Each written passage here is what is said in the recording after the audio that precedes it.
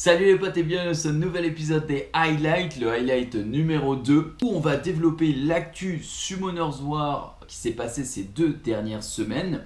Je vous remercie énormément des retours du premier épisode qui était complètement insane, je m'attendais pas du tout à ça. Sans plus attendre, on va commencer tout de suite.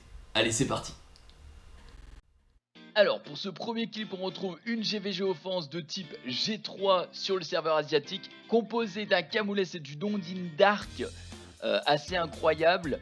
Les deux ne sont pas éveillés, il y a même quelqu'un dans le chat qui demande pourquoi un 3 étoiles et vous allez le voir. Donc le combat se déroule normalement avec le Bernard et Galion combo derrière la WA. Mais là, la Ondine Dark va faire le Dark Return qui va ramener Camoules à la vie avec full attack bar. Il va pouvoir faire son skill 3. Donc il n'y a aucun problème, il va retourner 30% des dommages qu'on lui inflige et ne va pas mourir. Et là vous allez voir, c'est assez impressionnant. Évidemment la team se focus sur lui étant donné qu'il a le break def, étant donné qu'il a tout whammer pratiquement instantanément.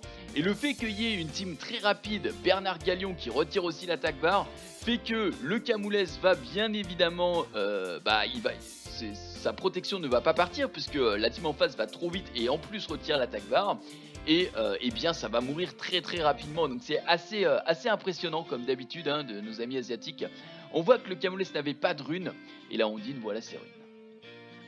Alors pour le deuxième clip, on a une petite chauve-souris qui a été montée 6 étoiles, une courtoisie de Mards, enfin Mards étant le youtubeur, il y a eu un viewer qui a fait ça pour lui, on peut apprécier les runes avec un rage lame. 77% de taux crit, 206% de dégâts crit et plus 1000 d'attaque, c'est pas mal du tout. Il voulait juste prouver que les monstres aux étoiles argentées étaient worth à monter, ou pas, vous allez voir tout de suite. Alors il va le tester ça en RTA juste avant le petit clip que vous allez voir et ça c'est vraiment pas très bien passé. Et là comme vous pouvez le voir, et bien sur le skill 1 il va mettre du 15k.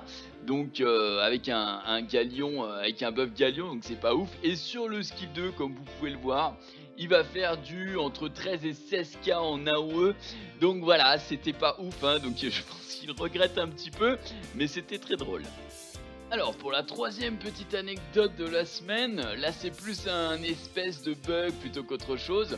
Alors on me voit là dans le fond invoquer des 3 étoiles, ça n'a rien à voir avec moi, mais c'est juste pour vous rappeler que le jeu peut des fois vous troller, non seulement par exemple sur cette summon vous n'avez absolument rien des 3 étoiles et des fakes etc, mais en plus le jeu se fout littéralement de votre gueule puisque il y a un bug qui peut vous dire que vous êtes totalement nul. Ce bug apparaît en fait quand vous récupérez les récompenses du jour.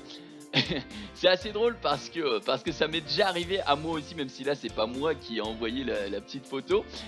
C'est quand vous avez une perte de connexion, que vous avez déjà récupéré la récompense, ce message peut apparaître. Donc voilà, encore merci comme tout est de nous rappeler qu'on est nul. Alors la quatrième anecdote concerne Summoners War au Japon cette fois.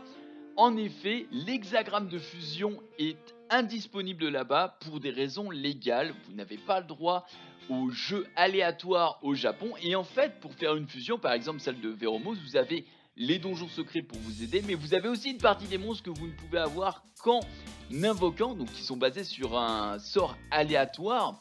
Du coup, c'est totalement interdit. Alors heureusement, les Japonais qui sont vraiment dans le jeu passent par des VPN et ça marche.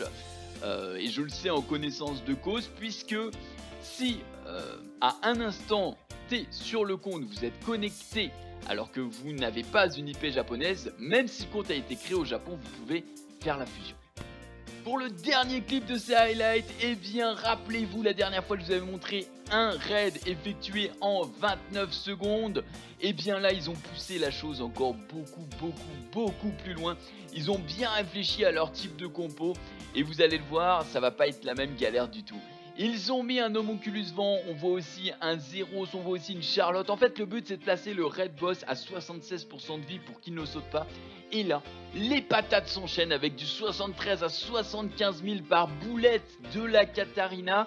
Ce qui fait que le raid ne saute même pas, il n'a pas le temps. Et on a un raid complété en 12 secondes, c'est complètement insane.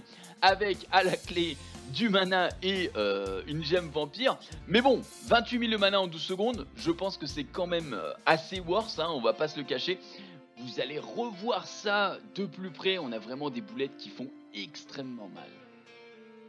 Et bien voilà les potes, merci à tous d'avoir suivi cet épisode des highlights. Ce deuxième épisode est déjà terminé. N'hésitez pas encore une fois à m'envoyer vos clips ou anecdotes directement par email dans la description. L'email est dans la description bien sûr. J'espère que ça vous aura plu. N'hésitez pas à liker, commenter ou partager, ça me fait extrêmement plaisir. On est toujours plus nombreux, c'est assez ouf. Je vous dis à bientôt et salut!